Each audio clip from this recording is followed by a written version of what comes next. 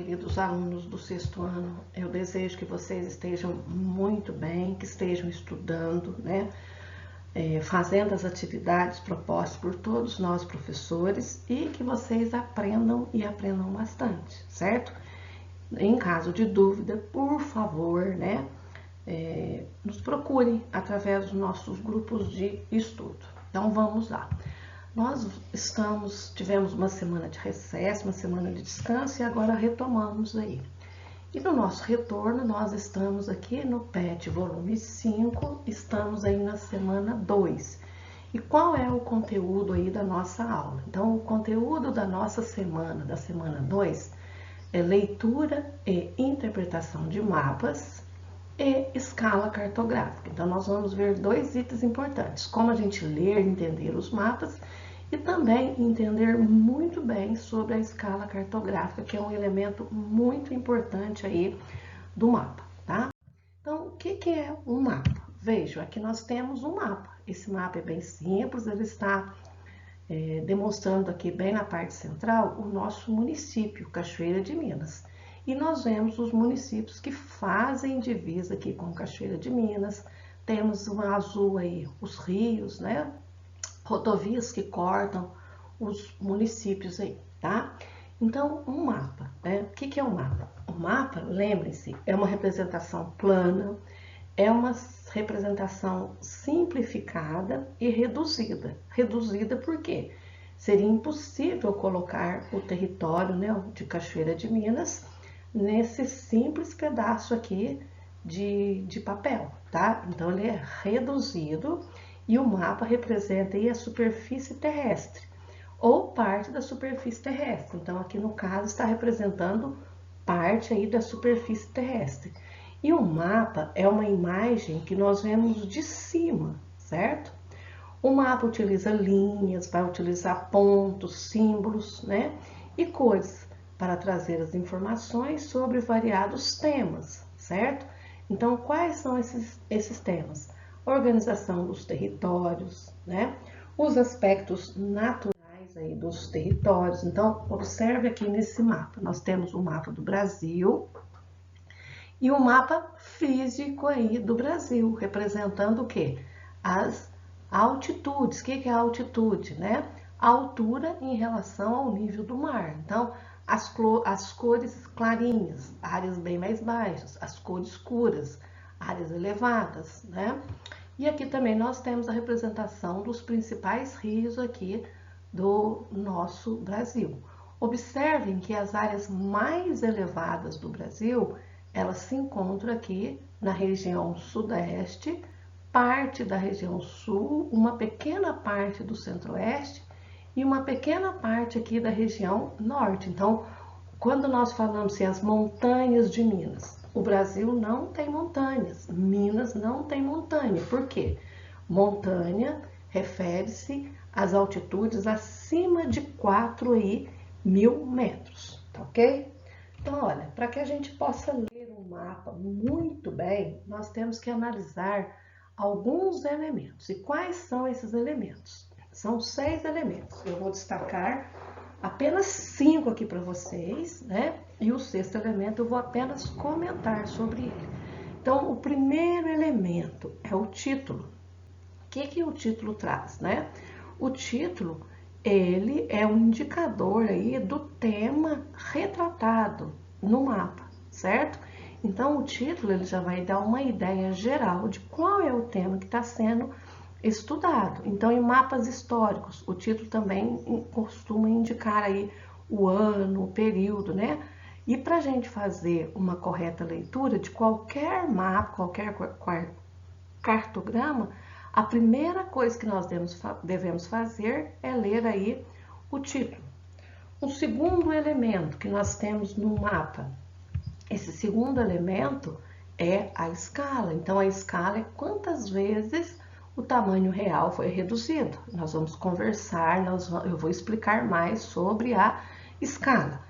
E agora você deve estar se perguntando, e o terceiro elemento? O terceiro elemento é a legenda, certo? E nós vamos ver aí o que é a legenda. A legenda são convenções gráficas que ajudam a gente a compreender os mapas, certo? A legenda nada mais, nada menos é do que o significado dos símbolos que existem no mapa. Então, nós vamos ver também um pouquinho mais sobre a legenda, certo? O outro elemento que nós temos é a orientação, que também nos ajuda muito a entender o mapa. Muitas vezes nós nem prestamos atenção nessa orientação, porque nós já estamos acostumados com o desenho, né, o contorno dos mapas que nós vemos, que nós estudamos. Mas se eu der um mapa para vocês de uma cidade do estado de São Paulo, do Rio de Janeiro, de qualquer cidade, nós vamos ter, se não tiver orientação, nós teremos dificuldade em entender bem esse mapa. Então vejam como é a orientação. A orientação nada mais, nada menos é a representação através das rosas dos ventos. Então, observe aqui, ó, norte, está aqui, é que a gente costuma falar acima, né? O sul, o leste à nossa direita e o oeste à nossa esquerda.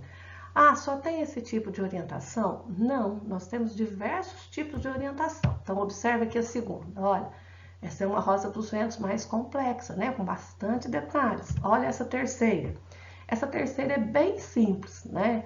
Então, nós temos aqui uma espécie de triângulo e está indicando o norte. E essa última aqui, apenas esse traçado, e quando a gente vai utilizá-la, bem aqui em cima a gente coloca a letrinha N. N de quê? De norte, né? Então, aqui norte, o sul, lado direito, o leste, lado esquerdo, o oeste, tá? E o penúltimo elemento, a fonte, certo? Então, a fonte, ela indica a origem dos dados representados no mapa.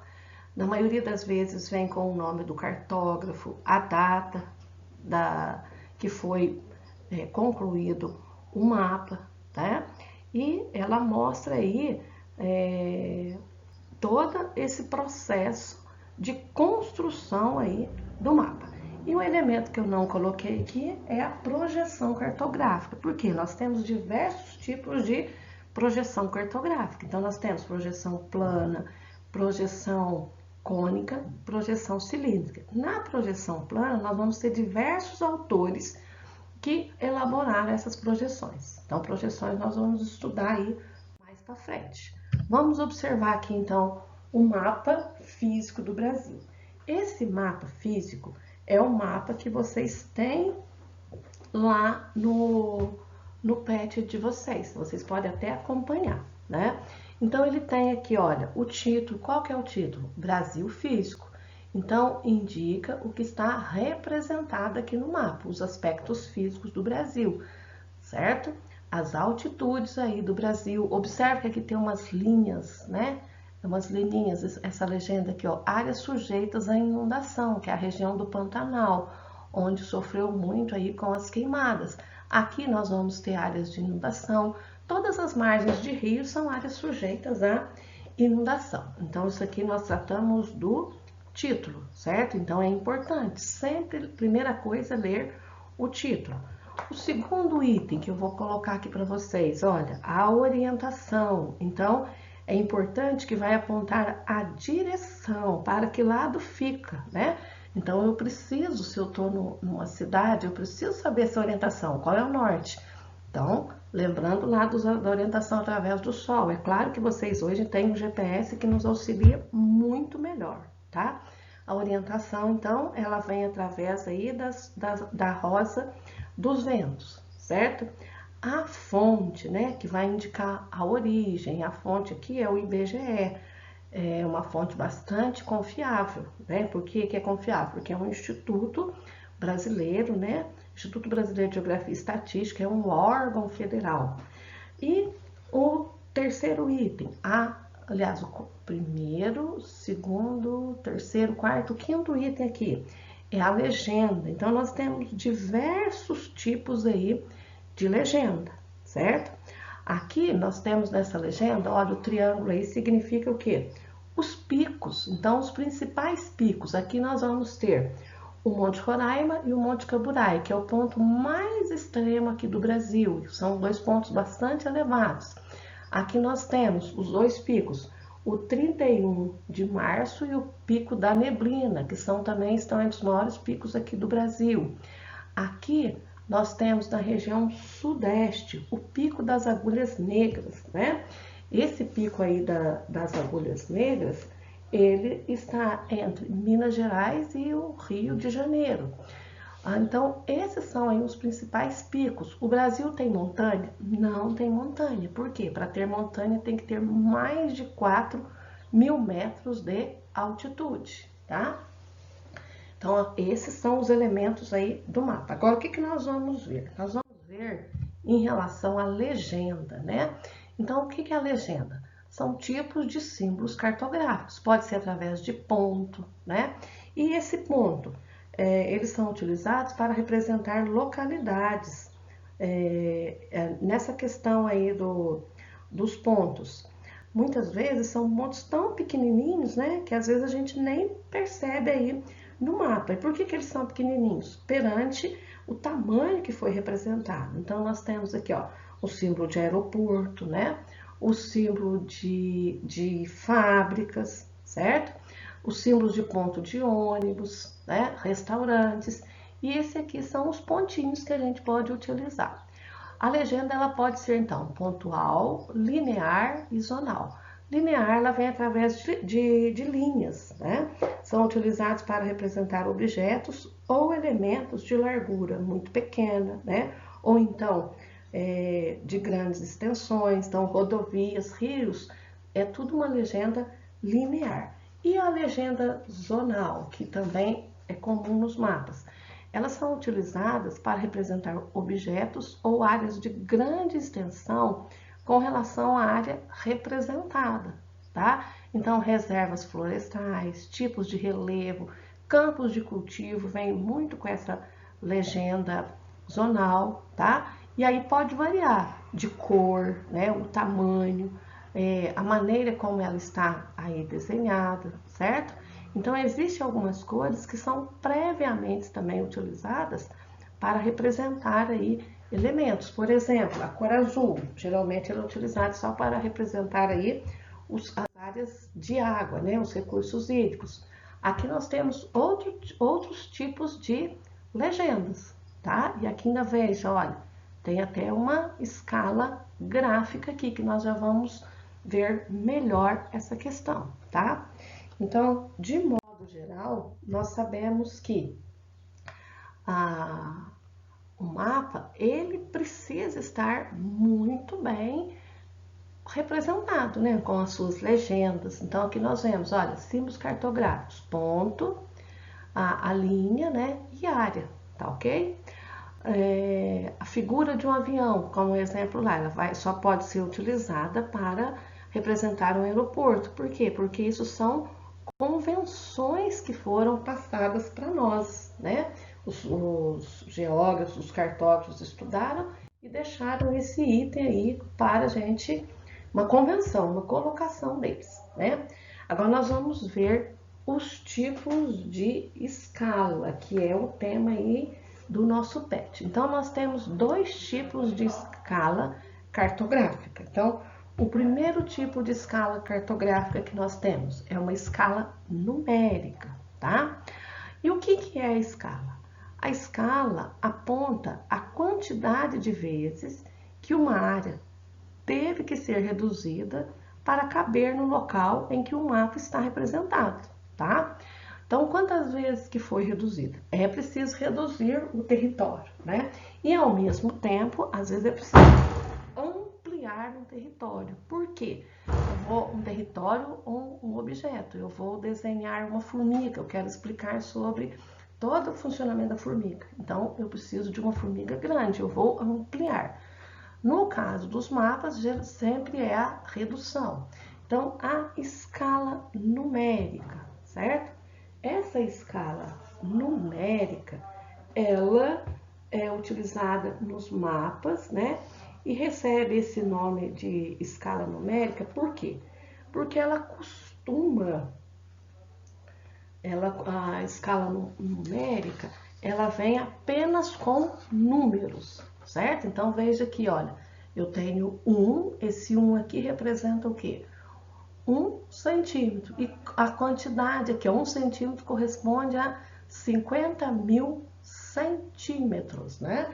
Então, é muito importante nesse conteúdo a gente saber transformar centímetro em metro, quilômetro em centímetro, certo? O exercício aí vai pedir isso de nós, tá? A escala, então, ela indica a razão entre o tamanho representado de um objeto ou de um espaço e o seu tamanho aí real.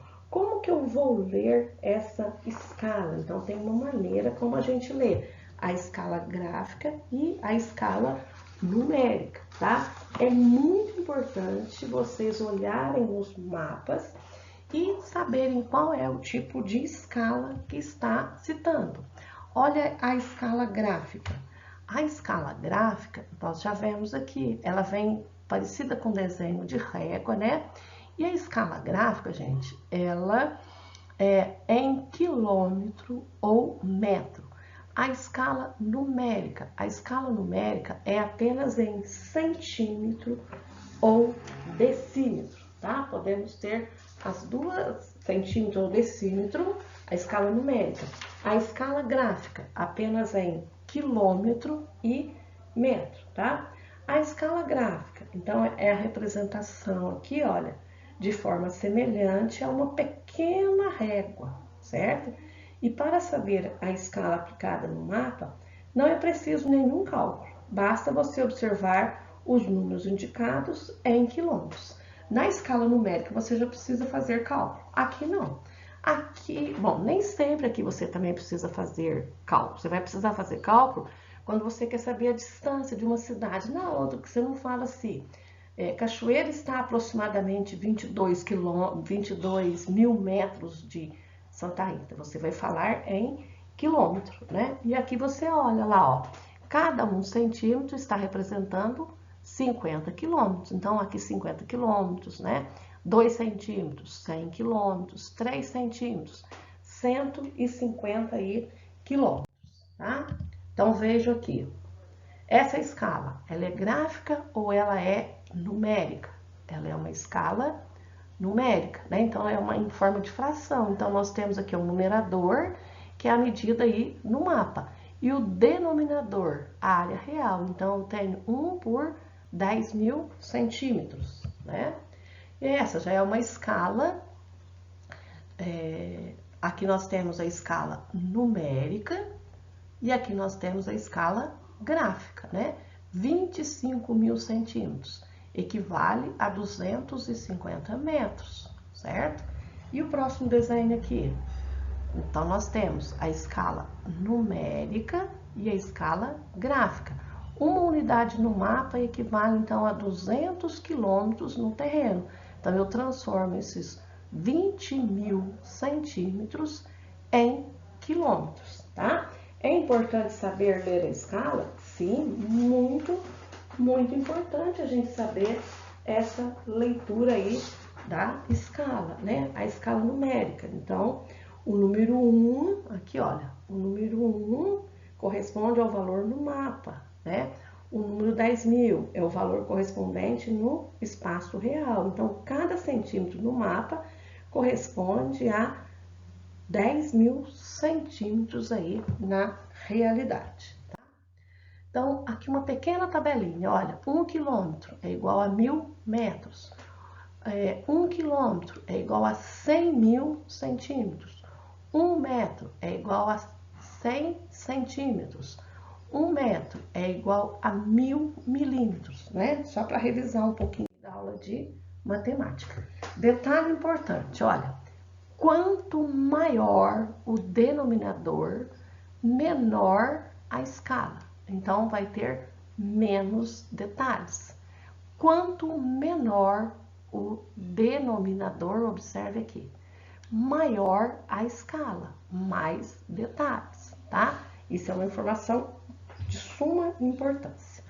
Pessoal, então essa foi a nossa aula aí da semana 2. Faça exercício com atenção, tá? Em caso de dúvida, basta vocês tirar a informação aí conosco através do nosso grupo de estudo. Até a próxima aula. Fiquem com Deus.